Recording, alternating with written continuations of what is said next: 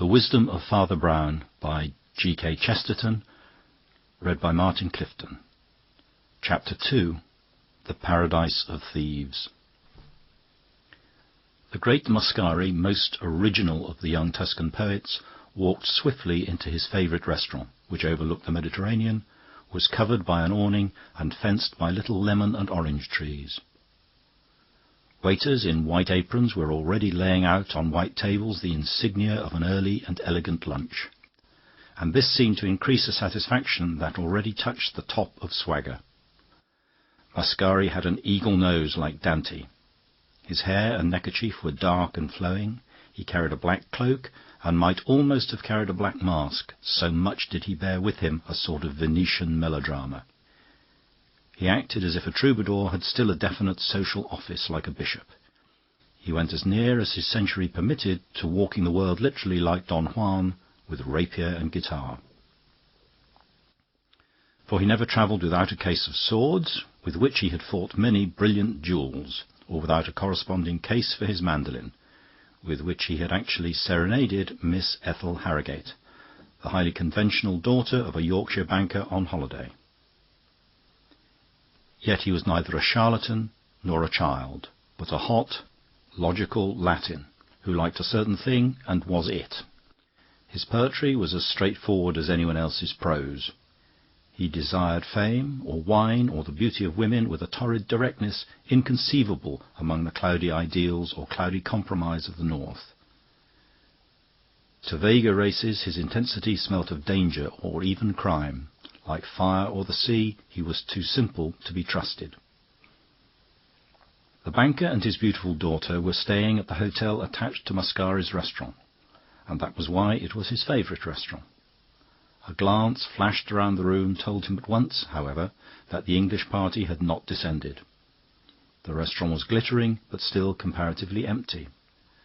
2 priests were talking at a table in the corner, but Mascari, an ardent Catholic, took no more notice of them than of a couple of crows. But from a yet farther seat, partly concealed behind a dwarf tree golden with oranges, there rose and advanced towards the poet a person whose costume was the most aggressively opposite to his own. This figure was clad in tweeds of piebald check, with a pink tie, a sharp collar, and protuberant yellow boots. He contrived, in the true tradition of Harriet Margate, to look at once startling and commonplace. But as the Cockney apparition drew nearer, Mascari was astounded to observe that the head was distinctly different from the body. It was an Italian head, fuzzy, swarthy, and very vivacious, that rose abruptly out of the standing collar like cardboard and the comic pink tie. In fact, it was a head he knew. He recognised it, above all the dire erection of English holiday array, as the face of an old but forgotten friend named Ezza. This youth had been a prodigy at college, and European fame was promised him when he was barely 15. But when he appeared in the world, he failed, first publicly as a dramatist and a demagogue, and then privately for years on end as an actor, a traveller, a commission agent, or a journalist. Mascari had known him last behind the footlights. He was but too well attuned to the excitements of that profession, and it was believed that some moral calamity had swallowed him up. "Ezza!" cried the poet, rising and shaking hands in a pleasant astonishment.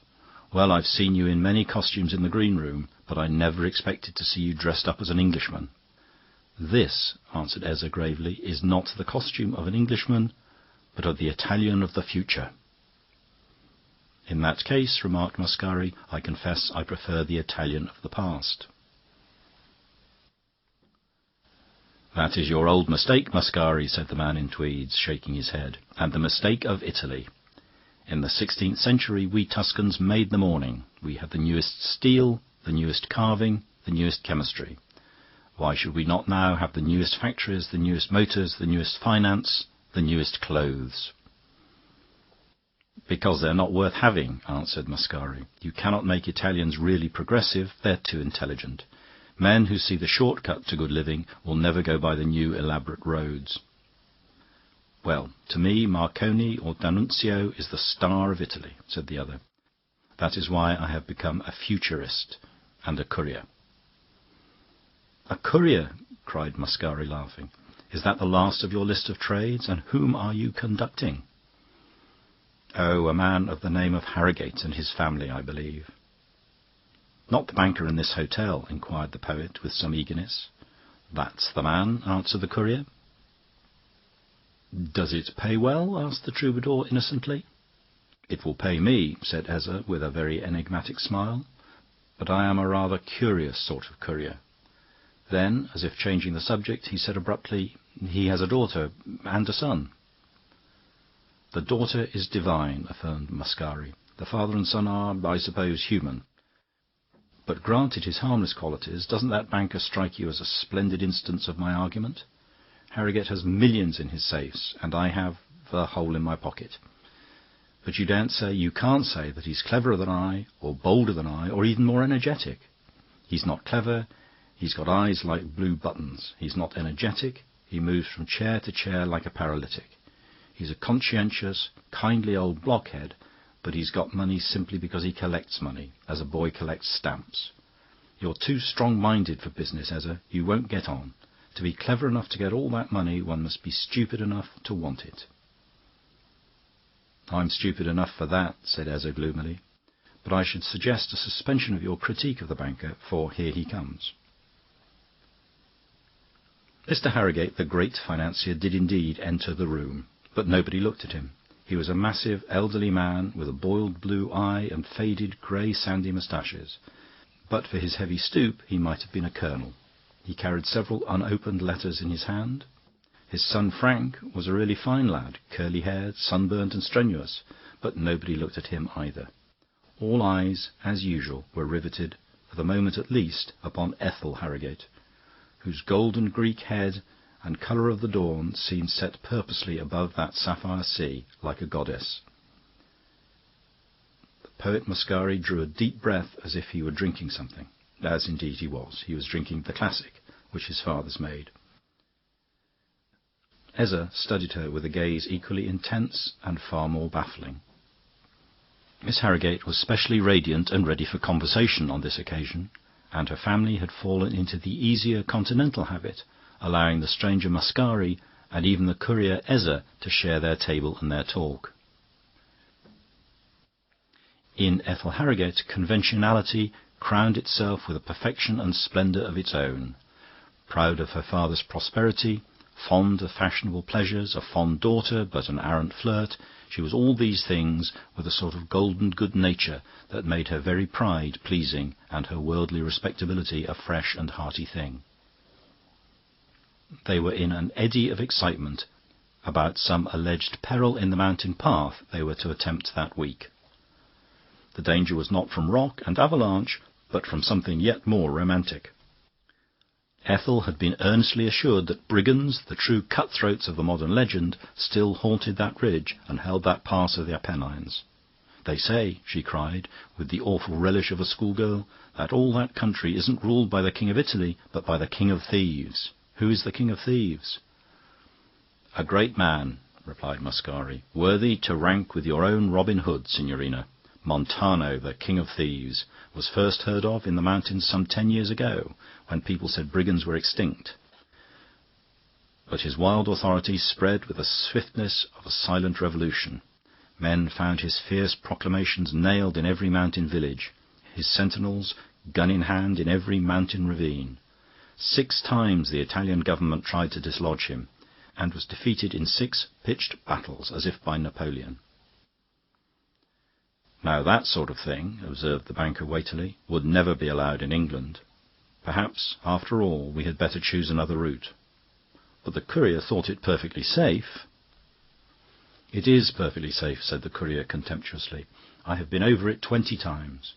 There may have been some old jailbird called a king in the time of our grandmothers, but he belongs to history if not to fable. Brigandage is utterly stamped out." "It can never be utterly stamped out," Mascari answered, "because armed revolt is a recreation natural to southerners. Our peasants are like their mountains, rich in grace and green gaiety, but with the fires beneath. There is a point of human despair where the northern poor take to drink, and our own poor take to daggers." "A poet is privileged," replied Ezza with a sneer. "If Signor Muscari were English, he would still be looking for highwaymen in Wandsworth. Believe me, there is no more danger of being captured in Italy than of being scalped in Boston." "Then you propose to attempt it?" asked Mr. Harrigate, frowning. "Oh, it sounds rather dreadful," cried the girl, turning her glorious eyes on Muscari. "Do you really think the pass is dangerous?" Muscari threw back his black mane. "I know it is dangerous," he said. "I am crossing it tomorrow." The young Harrigate was left behind for a moment, emptying a glass of white wine and lighting a cigarette, as the beauty retired with the banker, the courier, and the poet, distributing peals of silvery satire. At about the same instant the two priests in the corner rose, the taller, a white-haired Italian, taking his leave.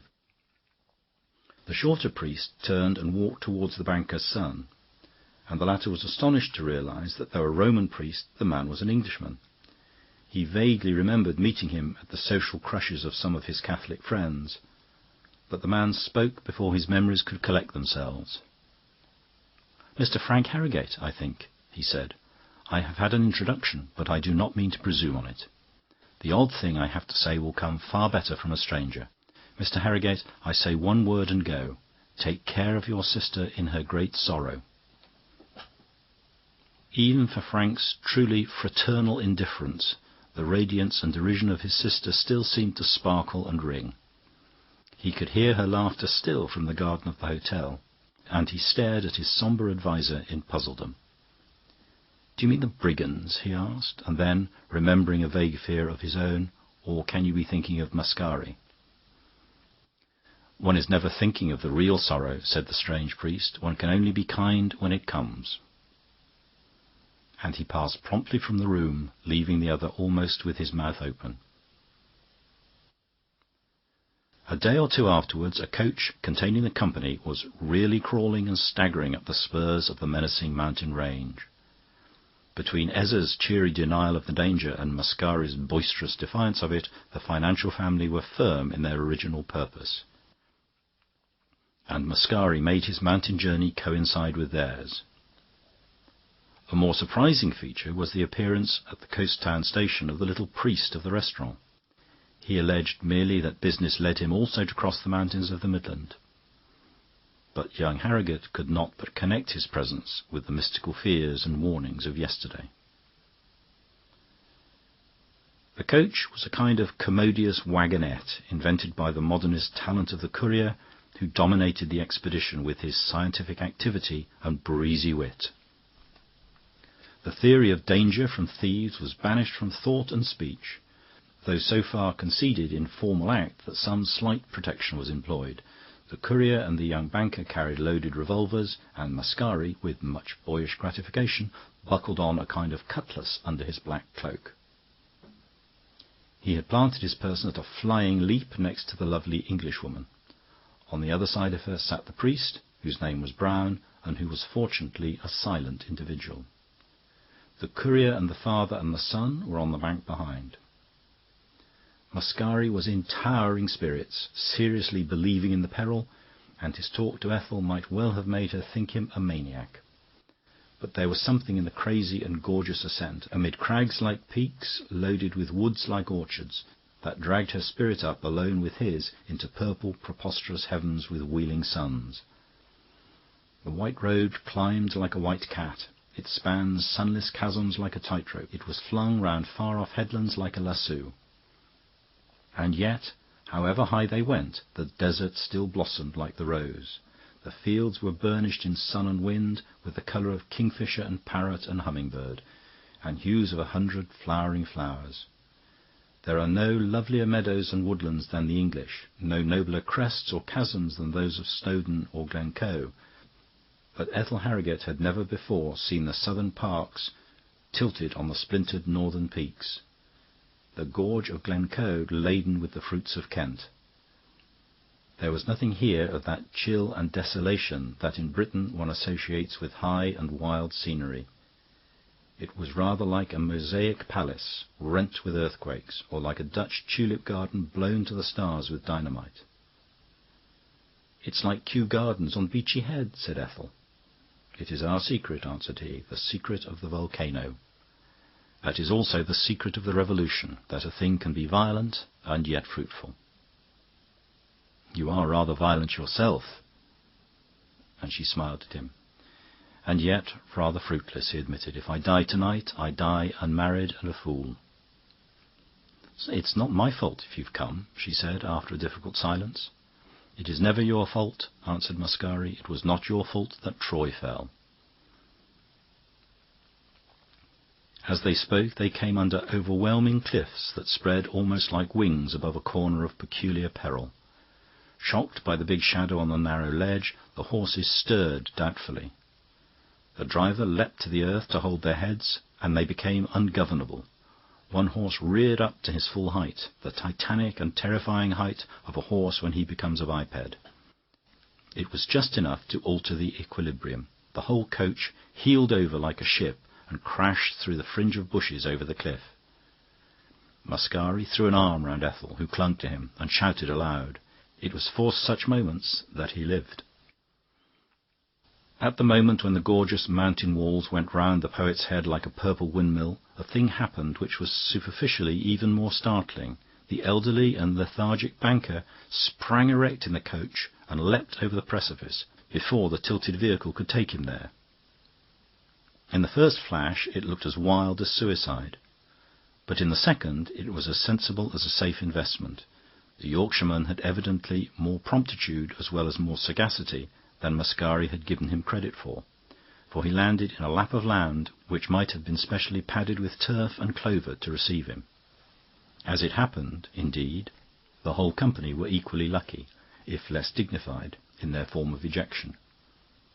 Immediately under this abrupt turn of the road was a grassy and flowery hollow, like a sunken meadow, a sort of green velvet pocket in the long, green, trailing garments of the hills. Into this they were all tipped or tumbled with little damage, save that their smallest baggage and even the contents of their pockets were scattered in the grass around them. The wrecked coach still hung above, entangled in the tough hedge, and the horses plunged painfully down the slope. The first to sit up was the little priest, who scratched his head with a face of foolish wonder. Frank Harrogate heard him say to himself, "Now, why on earth have we fallen just here?" He blinked at the litter around him and recovered his own very clumsy umbrella. Beyond it lay the broad sombrero fallen from the head of Mascari, and beside it a sealed business letter which, after a glance at the address, he returned to the elder Harrogate. On the other side of him the grass partly hid Miss Ethel's sunshade, and just beyond it lay a curious little glass bottle hardly 2 inches long. The priest picked it up. In a quick, unobtrusive manner he uncorked and sniffed it, and his heavy face turned the colour of clay. "Heaven deliver us," he muttered. "It can't be hers. Has her sorrow come on her already?" He slipped it into his own waistcoat pocket. "I think I'm justified," he said, "till I know a little more." He gazed painfully at the girl, at that moment being raised out of the flowers by Mascari, who was saying, "We have fallen into heaven. It is a sign. Mortals climb up and they fall down, but it is only the gods and goddesses who can fall upwards." And indeed she rode out of the sea of colours so beautiful and happy a vision that the priest felt his suspicion shaken and shifted. After all, he thought, perhaps the poison isn't hers. Perhaps it's one of Mascari's melodramatic tricks. Mascari set the lady lightly on her feet, made her an absurdly theatrical bow, and then, drawing his cutlass, hacked hard at the taut reins of the horses, so that they scrambled to their feet and stood in the grass trembling. When he had done so, a most remarkable thing occurred. A very quiet man, very poorly dressed and extremely sunburnt, came out of the bushes and took hold of the horses' heads. He had a queer-shaped knife, very broad and crooked, buckled on his belt. There was nothing else remarkable about him except his sudden and silent appearance. The poet asked him who he was, and he did not answer. Looking around him at the confused and startled group in the hollow, Mascari then perceived that another tanned and tattered man, with a short gun under his arm, was looking at them from the ledge just below, leaning his elbows on the edge of the turf. Then he looked up at the road from which they had fallen and saw, looking down on them, the muzzles of 4 other carbines and 4 other brown faces with bright but quite motionless eyes. "The brigands!" cried Mascari, with a kind of monstrous gaiety. "This was a trap. Eza, if you will oblige me by shooting the coachman first, we can cut our way out yet. There are only 6 of them." "The coachman," said Eza, who was standing grimly with his hands in his pockets, "happened to be a servant of Mr. Harrigate's." "Then shoot him all the more," cried the poet impatiently. "He was bribed to upset his master. Then put the lady in the middle, and we will break the line up there with a rush." And, wading in wild grass and flowers, he advanced fearlessly on the 4 carbines. But finding that no one followed except young Harrigate, he turned, brandishing his cutlass, to wave the others on. He beheld the courier still standing slightly astride in the centre of the grassy ring, his hands in his pockets, and his lean, ironical Italian face seemed to grow longer and longer in the evening light. "You thought, Mascari, I was the failure among our schoolfellows," he said, "and you thought you were the success. But I have succeeded more than you and fill a bigger place in history. I have been acting epics while you have been writing them." "Come on, I tell you," thundered Mascari from above. "Will you stand there talking nonsense about yourself, with a woman to save and 3 strong men to help you? What do you call yourself?" "I call myself Montano," cried the strange courier, in a voice equally loud and full. "I am the King of Thieves, and I welcome you all to my summer palace." And even as he spoke, 5 more silent men with weapons ready came out of the bushes and looked towards him for their orders. One of them held a large paper in his hand. "This pretty little nest where we are all picnicking," went on the courier brigand, with the same easy yet sinister smile, "is, together with some caves underneath it, known by the name of the Paradise of Thieves. It is my principal stronghold on these hills, for, as you have doubtless noticed, the Erie is invisible both from the road above and from the valley below. It is something better than impregnable, it is unnoticeable. Here I mostly live, and here I shall certainly die if the gendarmes ever track me here. I am not the kind of criminal that reserves his defence, but the better kind that reserves his last bullet." All were staring at him thunderstruck, and still, except Father Brown, who heaved a huge sigh as of relief and fingered the little phial in his pocket. "Thank God," he muttered. "That's much more probable. The poison belongs to this robber chief, of course. He carries it so that he may never be captured, like Cato." The King of Thieves was, however, continuing his address with the same kind of dangerous politeness. "It only remains for me," he said, "to explain to my guests the social conditions upon which I have the pleasure of entertaining them. I need not expound the quaint old ritual of ransom which it is incumbent upon me to keep up, and even this only applies to a part of the company. The Reverend Father Brown and the celebrated Signor Mascari I shall release tomorrow at dawn and escort to my outposts. Poets and priests, if you will pardon my simplicity of speech, never have any money. And so, since it is impossible to get anything out of them, let us seize the opportunity to show our admiration for classic literature and our reverence for Holy Church." He paused with an unpleasing smile, and Father Brown blinked repeatedly at him, and seemed suddenly to be listening with great attention. The brigand captain took the large paper from the attendant brigand and, glancing over it, continued. "My other intentions are clearly set forth in this public document, which I will hand around in a moment, and which after that will be posted on a tree by every village in the valley, and every crossroad in the hills. I will not weary you with the verbalism, since you will be able to check it. The substance of my proclamation is this. I announce first that I have captured the English millionaire, the colossus of finance, Mr. Samuel Harrigate. I next announce that I have found on his person notes and bonds for £2,000, which he has given up to me. Now, since it would be really immoral to announce such a thing to a credulous public if it had not occurred, I suggest it should occur without further delay. I suggest that Mr. Harrogate senior should now give me the £2,000 in his pocket." The banker looked at him under lowering brows, red-faced and sulky, but seemingly cowed. The leap from the failing carriage seemed to have used up his last virility. He had held back in a hang-dog style when his son and Mascari had made a bold movement to break out of the brigand trap, and now his red and trembling hand went reluctantly to his breast-pocket and passed a bundle of papers and envelopes to the brigand.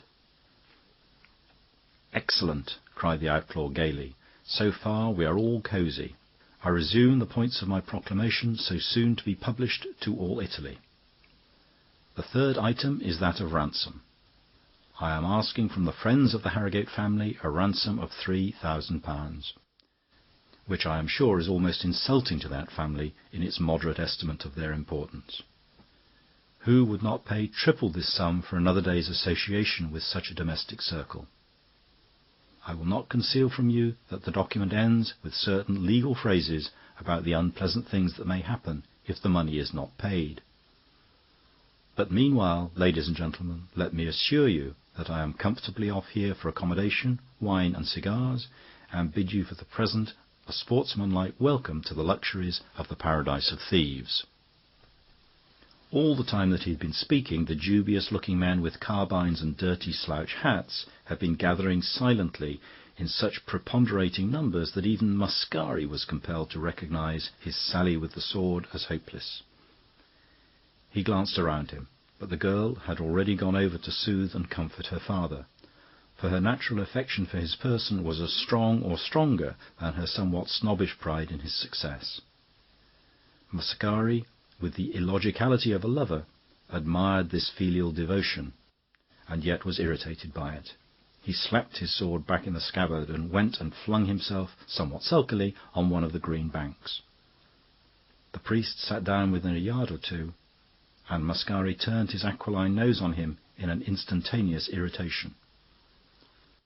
"Well," said the poet tartly, "do people still think me too romantic? Are there, I wonder, any brigands left in the mountains?" "There may be," said Father Brown agnostically. "What do you mean?" asked the other sharply. "I mean I am puzzled," replied the priest. "I am puzzled about Ezza or Montano, or whatever his name is. He seems to me much more inexplicable as a brigand even than when he was a courier." "But in what way?" persisted his companion. "Santa Maria, I should have thought the brigand was plain enough." "I find three curious difficulties," said the priest in a quiet voice. "I should like to have your opinion of them. First of all, I must tell you I was lunching in that restaurant at the seaside. As four of you left the room, you and Miss Harrogate went ahead, talking and laughing. The banker and the courier came behind, speaking sparely and rather low. But I could not help hearing Ezza say these words: 'Well, let her have a little fun. You know the blow may smash her at any minute.' Mr. Harrogate answered nothing, so the words must have had some meaning. On the impulse of the moment, I warned her brother that she might be in peril. I said nothing of its nature, for I did not know. But if it meant this capture in the hills, the thing is nonsense. Why should the brigand courier warn his patron, even by a hint, when it was his whole purpose to lure him into the mountain mousetrap? It could not have meant that. But if not, what is this disaster, known both to courier and banker, which hangs over Miss Harrogate's head?" "Disaster to Miss Harrogate!" ejaculated the poet, sitting up with some ferocity. "Explain yourself. Go on." "All my riddles, however, revolve around our bandit chief," resumed the priest reflectively. "And here is the second of them. Why did he put so prominently in his demand for ransom the fact that he had taken £2,000 from his victim on the spot? It had no faintest tendency to evoke the ransom. Quite the other way, in fact. Harrogate's friends would be far likelier to fear for his fate if they thought the thieves were poor and desperate. Yet the spoliation on the spot was emphasised and even put first in the demand. Why should Ezza Montano want so specifically to tell all Europe that he had picked the pocket before he levied the blackmail. "I cannot imagine," said Mascari, rubbing up his black hair, for once with an unaffected gesture. "You may think you enlighten me, but you are leading me deeper in the dark. What may be the third objection to the King of Thieves?" "The third objection," said Father Brown, still in meditation, "is this bank we are sitting on. Why does our brigand courier call this his chief fortress and the paradise of thieves? It is certainly a soft spot to fall on, and a sweet spot to look at. It is also quite true, as he says, that it is invisible from the valley and peak, and is therefore a hiding-place. But it is not a fortress. It never could be a fortress. I think it would be the worst fortress in the world, for it is actually commanded from above by the common high road across the mountains, the very place where the police would most probably pass. Why, 5 shabby short guns held us helpless here about half an hour ago. The quarter of a company of any kind of soldiers could have blown us over the precipice. Whatever is the meaning of this odd little nook of grass and flowers, it is not an entrenched position. It is something else. It has some other strange sort of importance, some value that I do not understand. It is more like an accidental theatre or a natural green-room. It is like the scene of some romantic comedy. It is like..." As the little priest's words lengthened and lost themselves in a dull and dreamy sincerity, Mascari, whose animal senses were alert and impatient, heard a new noise in the mountains. Even for him the sound was as yet very small and faint, but he could have sworn that the evening breeze bore with it something like the pulsation of horses' hooves and a distant hallooing. At the same moment, and long before the vibration had touched the less experienced English ears, Montano the brigand ran up the bank above them and stood in the broken hedge, steadying himself against a tree and peering down the road. He was a strange figure as he stood there, for he had assumed a flapped fantastic hat and swinging baldric and cutlass in his capacity of bandit king. But the bright prosaic tweed of the courier showed through in patches all over him. The next moment he turned his olive, sneering face and made a movement with his hand. The brigands scattered at the signal, not in confusion, but in what was evidently a kind of guerrilla discipline. Instead of occupying the road along the ridge, they sprinkled themselves along the side of it, behind the trees and the hedge, as if watching unseen for an enemy. The noise beyond grew stronger, beginning to shake the mountain road, and a voice could be clearly heard calling out orders. The brigands swayed and huddled, cursing and whispering, and the evening air was full of little metallic noises as they cocked their pistols or loosened their knives, or trailed their scabbards over the stones. Then the noises from both quarters seemed to meet on the road above. Branches broke, horses neighed, men cried out. "A rescue!" cried Mascari, springing to his feet and waving his hat. "The gendarmes are on them. Now for freedom and a blow for it. Now to be rebels against robbers.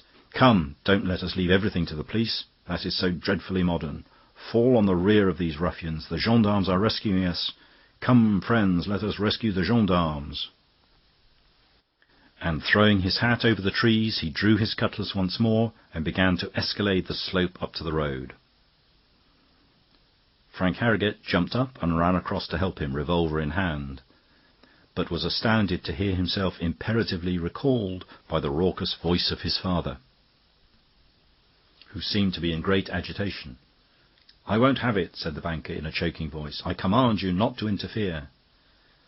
"But, father," said Frank very warmly, "an Italian gentleman has led the way. You wouldn't have it said that the English hung back." "It is useless," said the older man, who was trembling violently. "It is useless. We must submit to our lot." Father Brown looked at the banker. Then he put his hand instinctively, as if on his heart, but really on the little bottle of poison, and a great light came into his face, like the light of the revelation of death. Mascari, meanwhile, without waiting for support, had crested the bank up to the road and struck the brigand king heavily on the shoulder, causing him to stagger and swing round. Montano also had his cutlass unsheathed, and Mascari, without further speech, sent a slash at his head, which he was compelled to catch and parry. But even as the two short blades crossed and clashed, the King of Thieves deliberately dropped his point and laughed. "What's the good, old man?" he said, in spirited Italian slang. "This damned farce will soon be over." "What do you mean, you shuffler?" panted the fire-eating poet. "Is your courage a sham as well as your honesty?" "Everything about me is a sham," responded the ex-courier in complete good humour. "I am an actor, and if I ever had a private character, I have forgotten it. I am no more a genuine brigand than I am a genuine courier. I am only a bundle of masks, and you can't fight a duel with that." And he laughed with boyish pleasure and fell into his old straddling attitude with his back to the skirmish up the road. Darkness was deepening under the mountain walls, and it was not easy to discern much of the progress of the struggle, save that tall men were pushing their horses' muzzles through a clinging crowd of brigands, who seemed more inclined to harass and hustle the invaders than to kill them. It was more like a town crowd preventing the passage of the police than anything the poet had ever pictured as the last stand of doomed and outlawed men of blood. Just as he was rolling his eyes in bewilderment, he felt a touch on his elbow, and found the old little priest standing there like a small Noah with a large hat, and requesting the favour of a word or two. "Signor Mascari," said the cleric, "in this queer crisis personalities may be pardoned. I may tell you without offence of a way in which you will do more good than by helping the gendarmes, who are bound to break through in any case. You will permit me the impertinent intimacy, but do you care about that girl? Care enough to marry her and make her a good husband, I mean?" "Yes," said the poet quite simply. "Does she care about you?" "I think so," was the equally grave reply. "Then go over there and offer yourself," said the priest. "Offer her everything you can. Offer her heaven and earth if you've got them. The time is short." "Why?" asked the astonished man of letters. "Because," said Father Brown, "her doom is coming up the road." "Nothing is coming up the road," argued Mascari, "except the rescue." "Well, you go over there," said his adviser, "and be ready to rescue her from the rescue." Almost as he spoke, the hedges were broken all along the ridge by a rush of the escaping brigands. They dived into bushes and thick grass like defeated men pursued, and the great cocked hats of the mounted gendarmerie were seen passing along above the broken hedge. Another order was given, there was a noise of dismounting, and a tall officer with a cocked hat, a grey imperial, and a paper in his hand appeared in the gap that was the gate of the Paradise of Thieves. There was a momentary silence, broken in an extraordinary way by the banker, who cried out in a hoarse and strangled voice, "Robbed! I've been robbed!" "Why, that was hours ago," cried his son in astonishment, "when you were robbed of £2,000. "Not of £2,000, said the financier with an abrupt and terrible composure, "only of a small bottle." The policeman with the grey imperial was striding across the green hollow.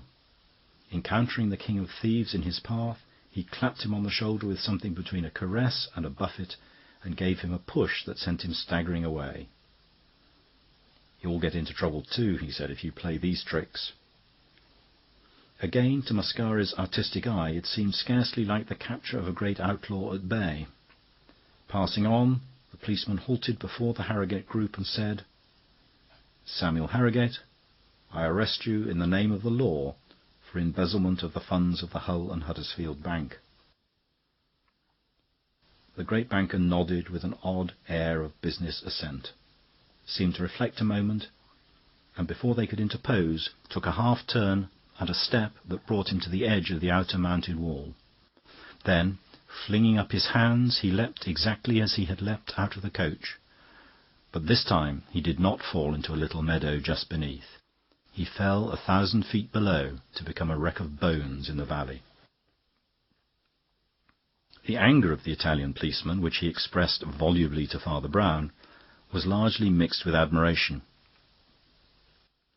"It was like him to escape us at last," he said. "He was a great brigand, if you like." This last trick of his I believe to be absolutely unprecedented. He fled with the company's money to Italy, and actually got himself captured by sham brigands in his own pay, so as to explain both the disappearance of the money and the disappearance of himself. That demand for ransom was really taken seriously by most of the police, but for years he's been doing things as good as that, quite as good as that. He will be a serious loss to his family.